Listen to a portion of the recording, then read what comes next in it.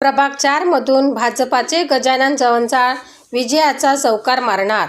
मतदारांनी केले ठाम आपले मत फक्त कमळालाच.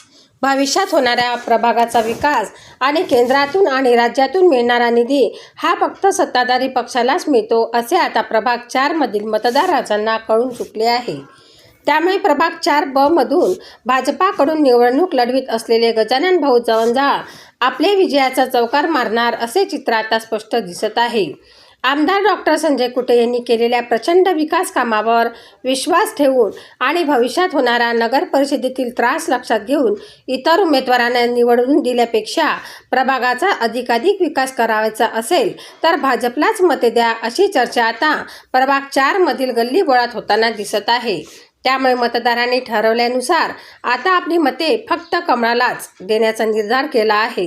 इतर पक्षाकडे कुठलेही विकासाचे विजन नाही, कोणी नेतृत्व करणारे नेते नाही. त्यामुळे मतदारांनी मते द्यावी तर कुणाच्या भरोशावर असा प्रश्न त्यांना पडला आहे.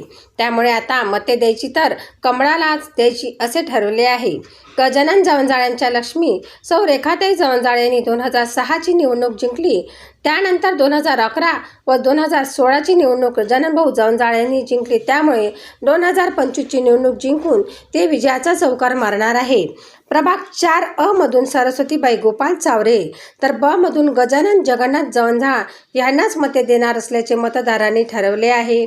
सनसनी न्यूज, शेगाव.